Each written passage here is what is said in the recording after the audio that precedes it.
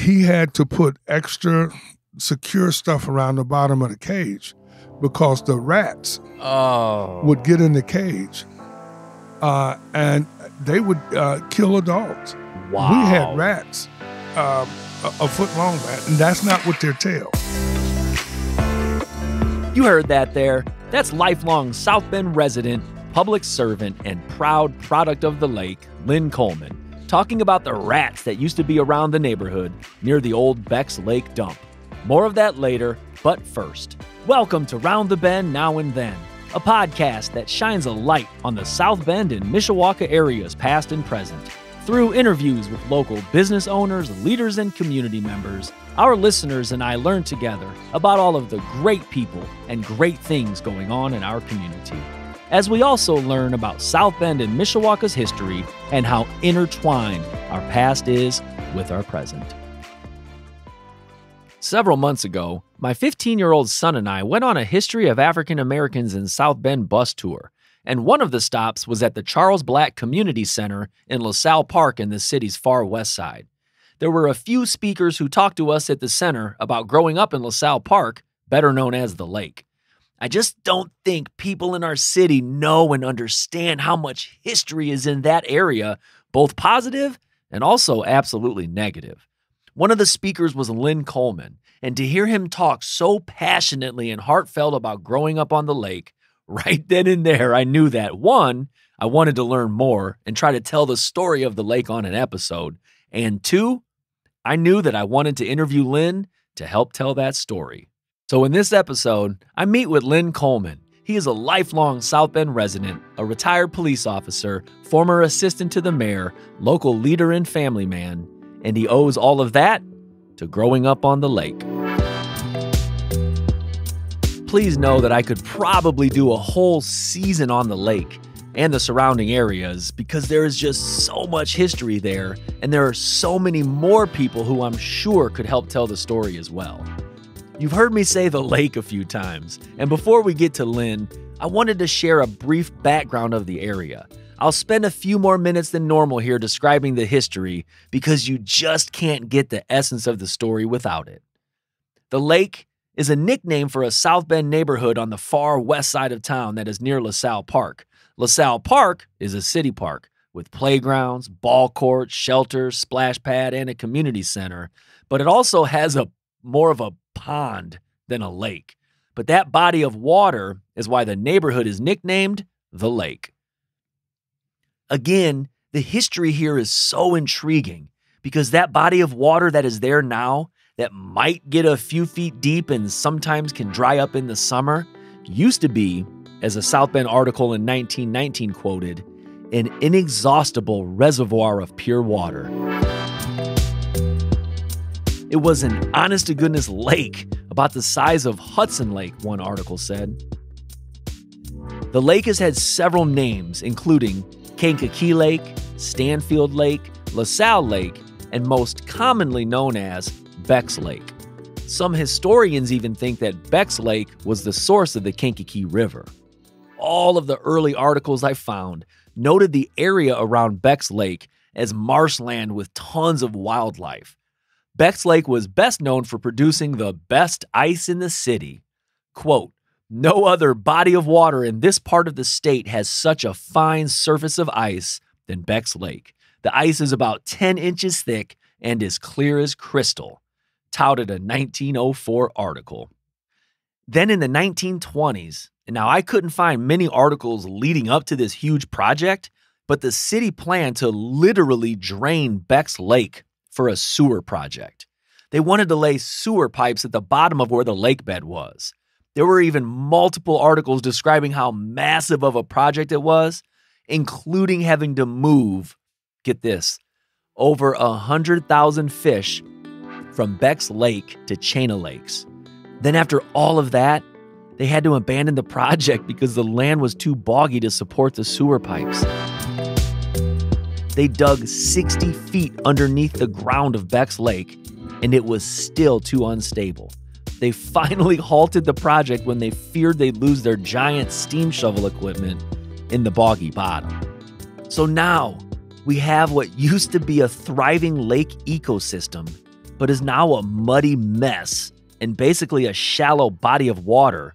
And starting in the 1930s, the Bendix Corporation, which is literally across the railroad tracks north from Beck's Lake, began dumping paints, hydroxide, sludge, oil, chromic acid, and other solvents in the area. That began what ended up being called Beck's Lake Dump. And it was literally a dump. City residents would drive in, dump their trash, and leave. This was way before the city-controlled trash programs, and people either burned or dumped their trash in a dump like Beck's Lake. Now, what I just can't comprehend is that a neighborhood was built right around Beck's Lake Dump. And best believe, this neighborhood was not built for South Bend's high and mighty. It was built mainly for African-American families who at the time did not have many housing options at all. If you heard our episode on the Better Homes of South Bend book with Gabrielle Robinson, you'll know about the racial housing practices in South Bend at that time. So for the next 20 years or so, neighbors lived literally right near a dump.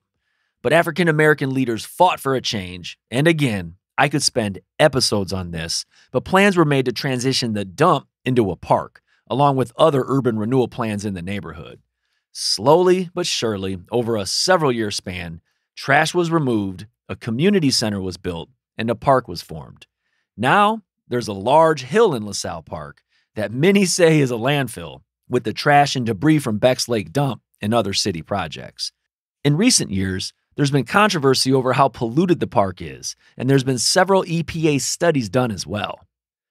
There is so much to be told with the history of the lake, and I hope that our listeners can get a sense of how much of an impact, positive and negative, a neighborhood like the lake can have.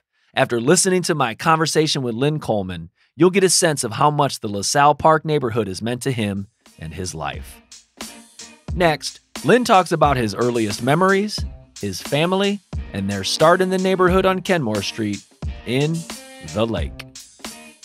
Earl, what are your earliest memories? I as a kid, right? I mean, you grew up, so you were born around there? I was born and raised 200 block, specifically 238 North Kenmore Street. Okay, all right. I am the fourth of 6 children. Okay. With my mother and father. Mm-hmm.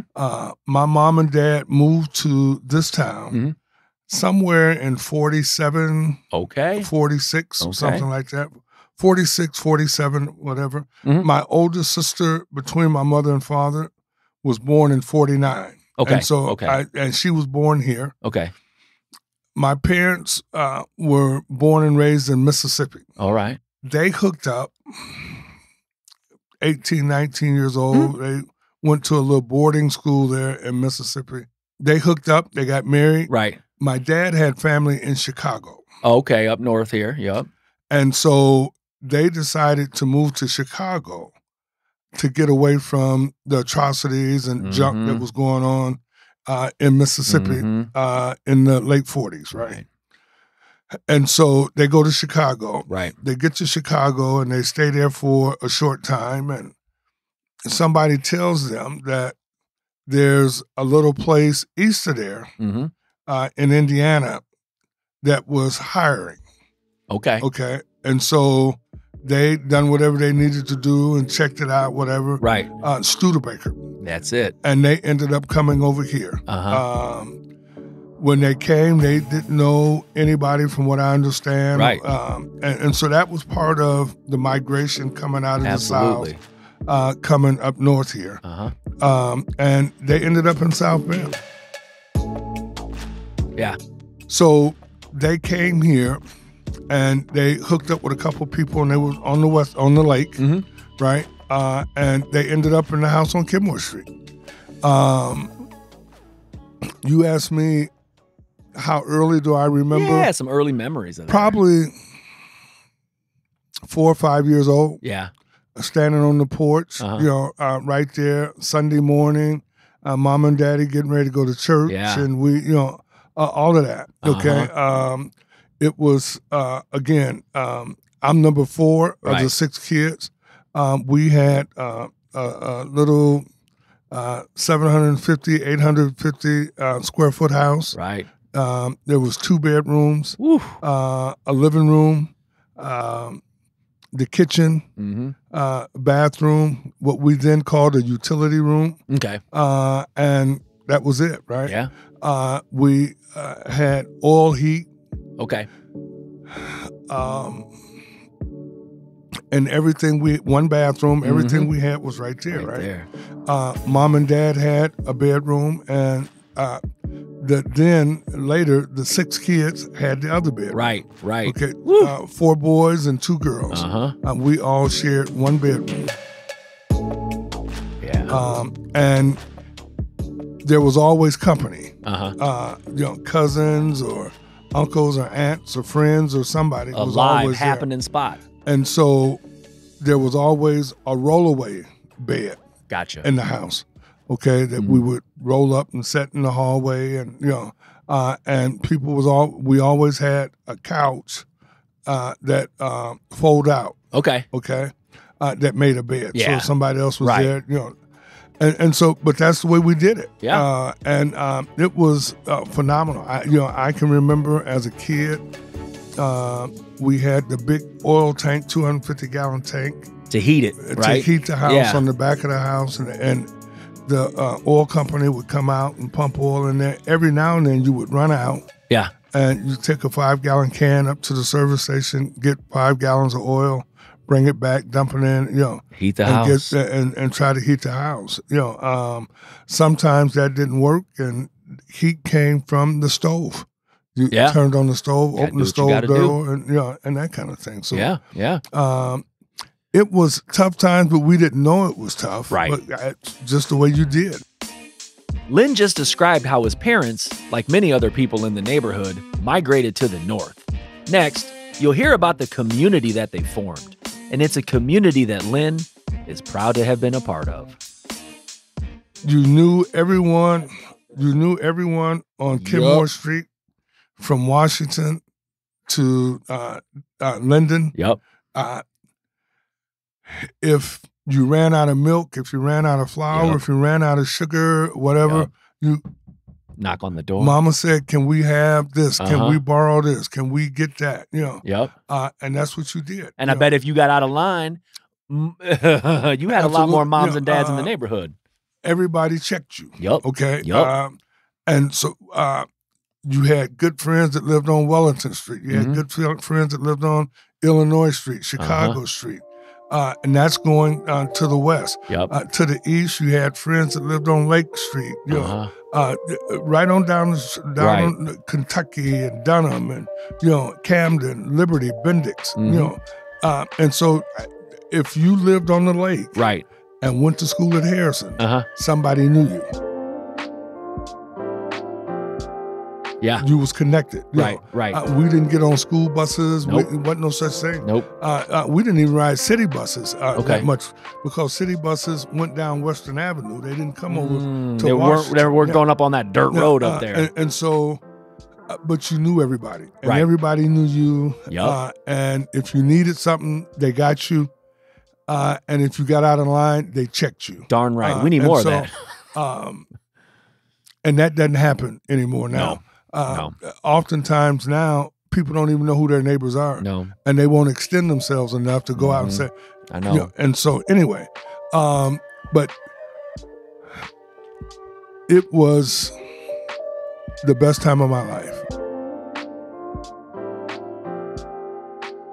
And I will tell you and anyone else that out of all the things I've done, gone to, the thing that I'm most proud of is to be able to tell people that I grew up on the lake. And not even the lake that we see now. Oh, no. Way different. It was nowhere close to that. Way different. And everybody, and I won't say everybody, but almost everybody had 2 parents in the house. Yeah. Okay. They worked. Yeah. They took care of their properties.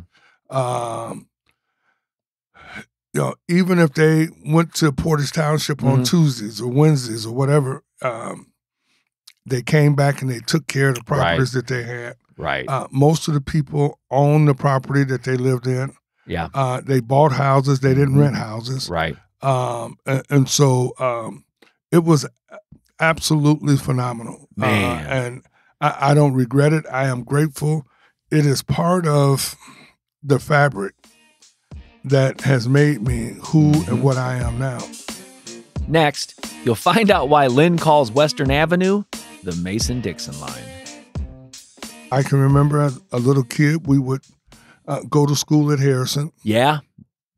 And so Harrison is where we went to school at. I lived on the north side of Western. Harrison was on the south side. Right. South side of Western was predominantly black. South side was predominantly white. Yep. Polish, Hungarian community. The north side of Western was predominantly black. Right. Okay. Right. Yep. We went south of Western to go to school. Yep. When school was out, we got back across Western Avenue. Okay. Western was the That's what I was going to ask. That was one of my questions. Was Western? I knew there was some importance to it. Western was the Mason-Dixon line. Yeah. You got back across there. When I was a kid, the lake, as we know it, was the area between Meade Street to the east, Chicago Street to the west, Western Avenue to the south, and we called it as kids the Dump Road. Yep. What's it now? Linden? Is that what it is now? But you guys called it Dump Road. The Dump Road, right. The Harrison School that folks now might be familiar with is not the Harrison that Lynn attended. The Harrison that Lynn attended was a giant hulking building right on Western Avenue, just north of the new Harrison. I mentioned in the beginning that the neighborhood was literally built around a dump, Beck's Lake Dump. When Lynn talks next, just imagine living within a stone's throw of what he describes. And when you say trucks, it was not trucks that we know now as garbage trucks. It was pickup trucks. Yeah. People, your uncle, your cousin, had a pickup truck. And they would go and dump trash cans in the back of their pickup trucks and bring them out to the dump, to the lake, what we called the dump back then. Yeah. And dump it. Wednesdays and Saturdays was dump day. So you guys just called it the dump. It was, and that's what it was. The dump. No, it was a nasty dump. That's what it was. It was, and back then you could burn your trash, and so you had a 50-gallon trash can in your backyard. Some of them had holes in it, so if it rained, the rain would drain out of it. Yeah. But your family would go and put whatever was in the house, and it wasn't no such thing as bottles and cans here and trash here, recyclable. Everything was in one thing, and they burned it. Yeah. Okay. And sometimes on the Wednesday or Saturday, when people dumped, it was still smoking. Man. And so that was the dump. I'm going to tell you, so I don't mean to interrupt. When I researched all the newspaper articles throughout that time, just to read that the neighbors had to live right by all the fire and stuff like that, like there would be the South Bend firefighters there days at a time trying to put out, from what I read, trying to put out the fires that were in the dump. Yeah. And the neighbors, you couldn't even put your darn clothes out. And it was a legal dump, a legal landfill that people could dump in. And I lived on Kenmore Street. Okay. 238 North Kenmore. And so I lived on the east side of the street on Kenmore Street. I got you. Right? Yep. The alley behind our house, at that time, Kenmore Street, the next street east of us, is Falcon Street. Gotcha. Okay? Yep. Well, at that time, Falcon Street didn't go all the way from Washington to Linden. It stopped at Washington. It stopped at a little bit past Washington. And all the rest of that was dump. Yeah. And so after you crossed the alley of our in the back of our house, it literally, the dump started literally past the alley. Right and so it was, and we would go out there, and you would play in it. That's what I was going to ask. We would go out there, and every now and then, somebody would dump an old bike frame out there, and we would take the bike frame, try to fix it up, whatnot. Put bike tires on it, rims, and stuff like that. We would take people would dump scooters or old skates, and we would take that stuff and put on wood and make scooters. A piece of 2x4 on the bottom. Not a 2x4, but a piece of wood on the bottom. Right. And then one upright and make a handle out of it. Put wheels on the bottom of it, nail it on with some nails. Right. Heck down the street. And so that kind of stuff is what we experience, what I remember. Sometimes in the summertime, and it would change a lot. There was hot muck. The ground, the soil was in the summertime would get real hot and mucky and would burn. I know kids that stepped in hot muck and had degree burns on degree burns on their foot, scars. It would burn their tennis shoes right off their feet. That's insane. But you didn't know any. I mean, that was it. That was the neighborhood. Life. That's the way you lived and that kind of thing. The streets. They weren't paved yet, were they? Oh no, the streets weren't paved. I read that the alleys weren't paved and cleaned. And Washington Street, if you wasn't careful, it could take you 15 minutes to go from Washington and Falcon Street to Washington and Cayley Street, because there were so many potholes and chuck holes. Yes, I know. That's not far. And no, it's not far. That's not far at all. To navigate, to make sure that you don't get stuck in a hole somewhere. But anyway, that's the way it was. Man. But outside of all of that, it was awesome. You just heard us talking about fires that were burning in the dump. In the early 1950s, there were all types of newspaper articles talking about how bad the burning trash was. And these fires were not just one and done, put them out fires. They burned for weeks at a time. The following is from a March 1953 article about how hard it was to extinguish the fires. Quote, "It burns down underneath for a long time. Some of the old newspaper and loose paper in the old lake bed goes down about 20 feet, and it's hard to get the water down there." The article went on to describe fires in the section of the dump where Bendix dumped all of that sludge and toxic stuff. Another article even talked about the smell and how neighbors couldn't even hang their clothes out to dry. And you just heard Lynn talk about how close that they lived to all of that. If you've never heard of a mud puppy race, you will next. I can remember days that for play today, we would go out and chase snakes. Yeah. We would catch salamanders and You're joking, right? No. So here's the deal. No. I had to print this article out. This is from 1950. You probably weren't even born. Oh, this is 55. You would have been a little guy. Crawlers from Beck's Lake. Mm-hmm.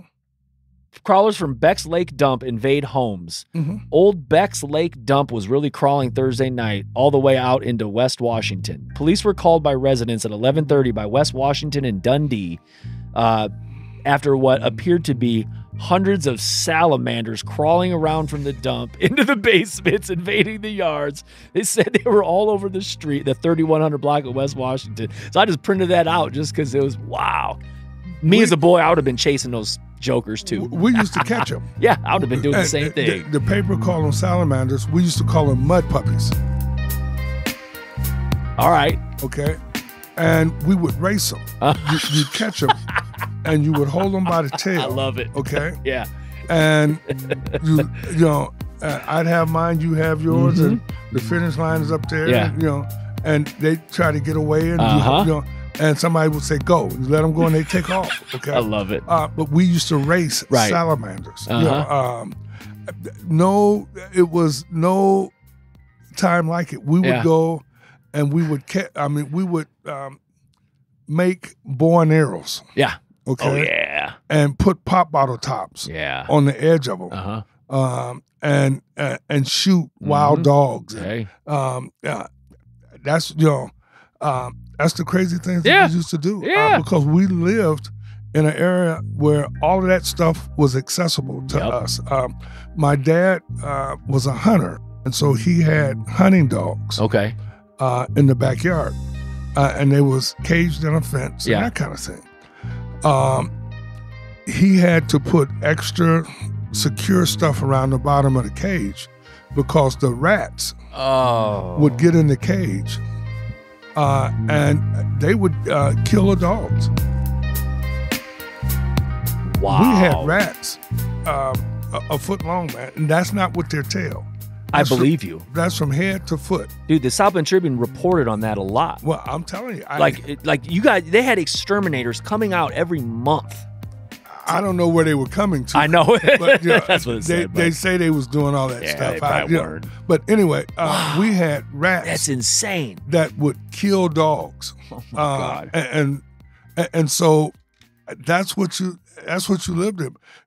There was wild dogs. Yep. On the other side of Dump Road. Okay. Between the Dump Road and the railroad tracks. Yep.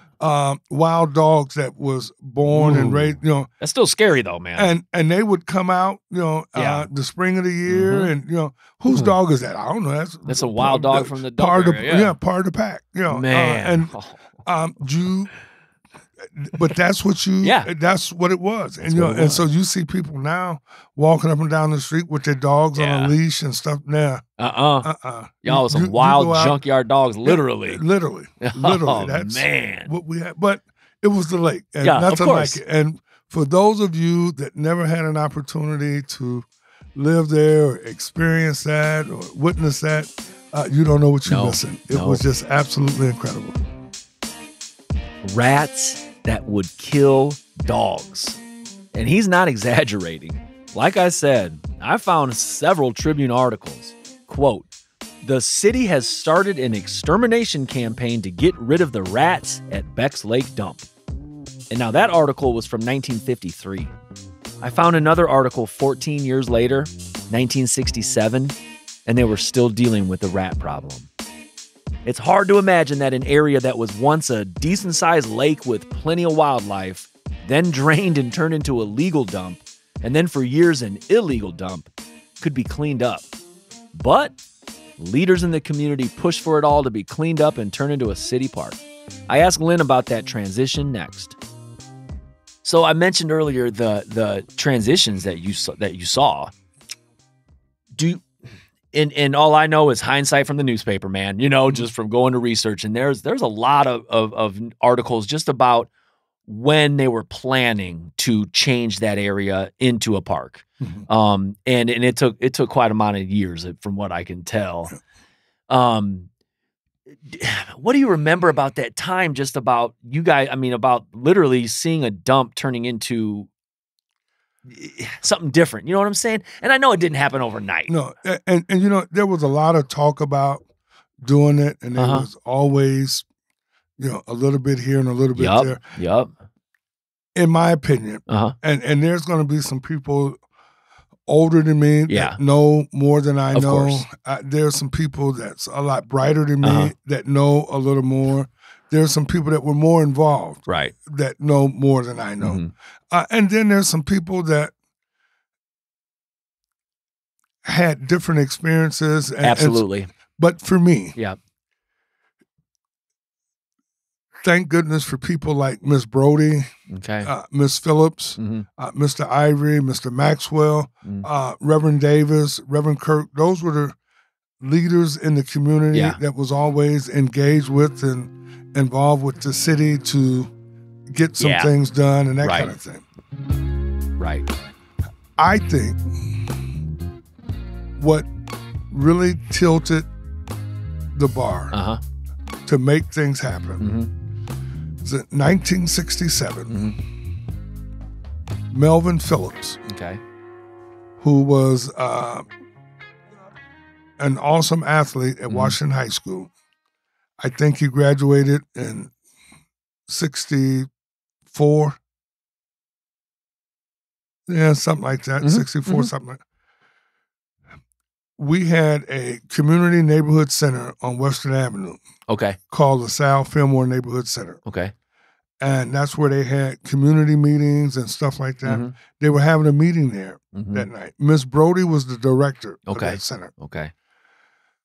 During that meeting, the police were out there and that kind of thing. Things got heated. Okay. The police say that someone from inside the building shot or threw something outside, and they began shooting. Oof. Melvin was running across the street, as I remember it, and police shot him. Okay. Because of his injuries, Melvin lost a leg. Obviously, that caused a lot of uproar in that neighborhood, in that community, and that kind of thing. After that, they got aggressive at cleaning up the park and making things different out there. Yeah. And soon built the center. Yeah. Wow. And that happened in 1967. Up until that point, there had been small efforts. You know, we had a basketball court outside. Okay. You know, during the summertime, we had a little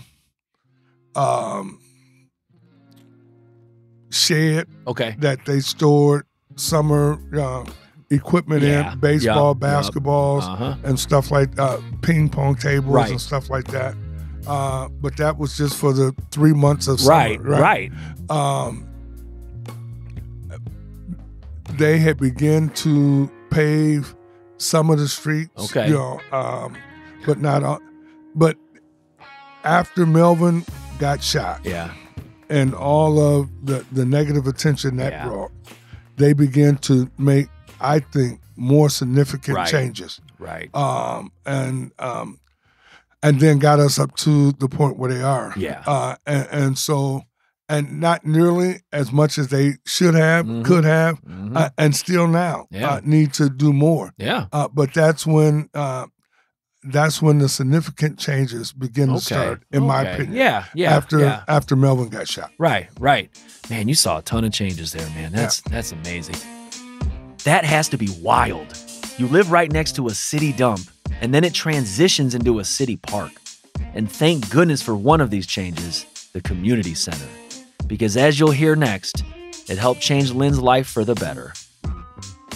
And that was part of my life change, my turnaround time, if you will. I, as a kid, my dad was an alcoholic, had some issues with drinking and all that kind of stuff. And so he was a bootlegger. And so he went and got liquor on Saturday nights to sell on Sunday and that kind of, and so it was always accessible. Yep. I was introduced or involved in alcohol drug early on, right? Yep. And again, if somebody had told me that it would end it this way, I would have never believed it from where I started. And so in doing that, I made a lot of bad mistakes and done a lot of crazy things and stupid stuff. And then the center opened in 1969, somewhere close to that. Right. And when the center opened, there was people that worked at the center. Buddy Bonds was the executive director. Bill Powell was assistant director. George McCullough worked at the center. Charles Black worked at the center. John Wesley worked at the center. He went to school at Central. Derek Wesley's father. I got you. Okay. Yeah, I know Derek. Yep.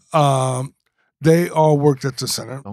And then there was other people that, because the center was there, would come and hang around.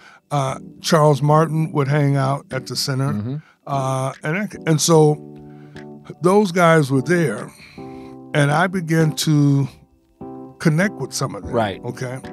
And instead of being out in the park, shooting dice, drinking, getting hot, I would stand in there with them and laugh and talk and joke and that kind of thing. And so I began to befriend them. Yeah. I knew them. I knew who Charles Black was. I knew who Tudor Thomas was and all, but we didn't hang out together. I hung out with different guys that was doing different things than them. Those guys, most of them had gone to college, came back, and they were working in education or something, social stuff in the community. And I began to hang out with them. And in 1974, Charles Martin started a group out in LaSalle Park called LAP, LaSalle Athletic and Action Program. It was an organization to work with young kids to try to keep them in school and get them prepared for college if they chose to. Mostly boys, athletes, and we done fundraisers to raise money to take them on trips and college tours, and we done tutoring sessions with them and that kind of thing. I became a founding member of LAP. And I was the youngest guy in the group, and we had a ball. That's so cool. And so that showed me the positive side of life. And so although my high school years and stuff like that was sort of rough, that gave me an out. Lynn talked about hanging out with folks who were doing good for themselves and how that had a positive effect on him. Next, he continues to talk about other folks from the neighborhood who did well for themselves also. I talk about the people that struggle like me, but there's an awful lot of good people in this community that grew up, was raised on the lake, that has made impact in our city. Major impact, not only in our city, but across this country. Wow. Alma Powell. Major educator in this town. She grew up on the lake. Again, I mentioned the Kerr brothers a while ago. Both of them played professional ball. Ron Fellows. I've heard that name. Played for the Dallas Cowboys. Lived on the lake. That's awesome. It's the names go on and on. George McCullough, educator. The names go on and on and on. Mary Chapman was. She was Mary Sconyers. Mary Wesley Chapman was involved in education. And was out in Iowa. In one of the universities in Iowa doing major stuff. The list goes on and That's on wild. and on. Guys that was older than me. Mike Warren played in Hill Street Blues. That sounds familiar too. Check out Hill Street Blues. Mike Warren. His family was one of the first black families that lived in B.G. Smith's recreation projects there, in the late 40s. And so Mike, although they moved to the west side and he went to Central, he started on the lake.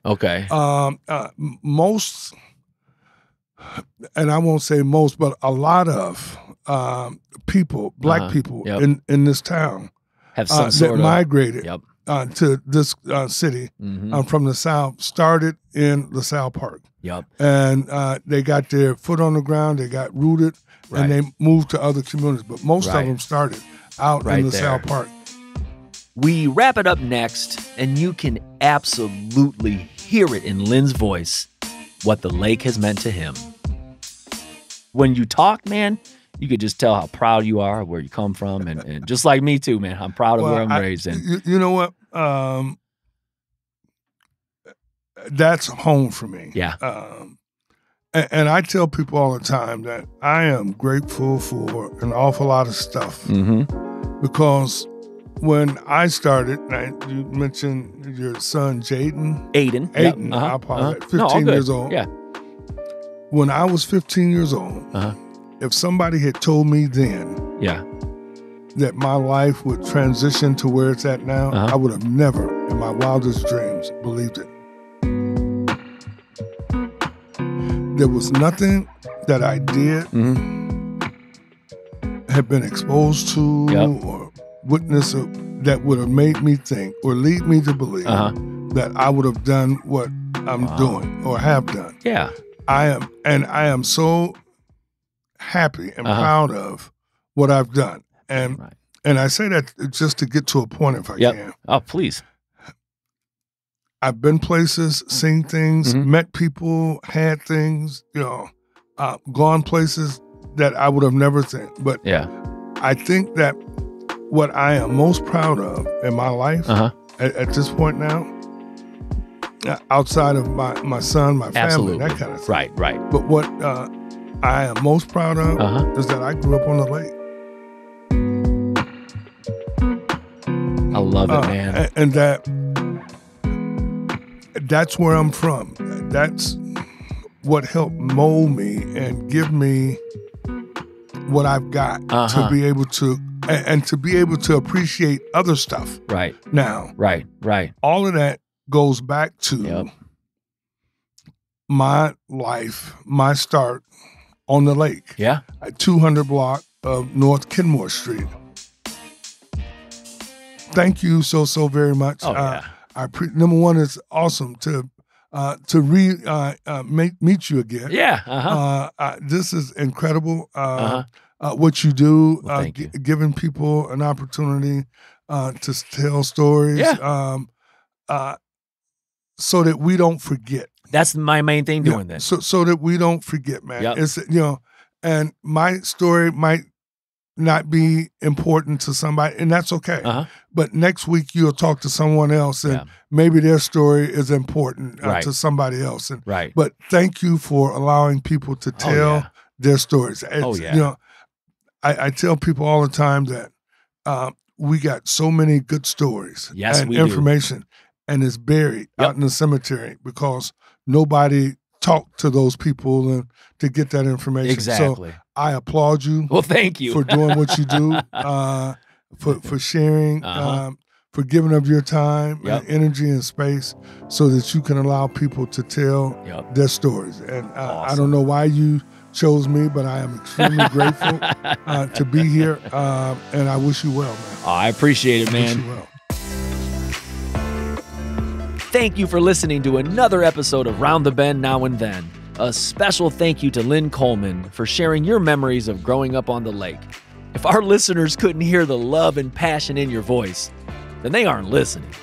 Your love of your neighborhood and dedication to our city deserves our praise. Thank you once again. And folks, do me a favor. Leave a review on whatever podcast app that you're listening on. Also, be sure to follow us on all the social medias, Twitter, Round the Bend Pod, Facebook, Round the Bend Now and Then. Email, reach out, roundthebend574@gmail.com. And as always, please share the podcast with those who you feel would like us. Join us again next time as we learn more about South Bend and Mishawaka's now and then.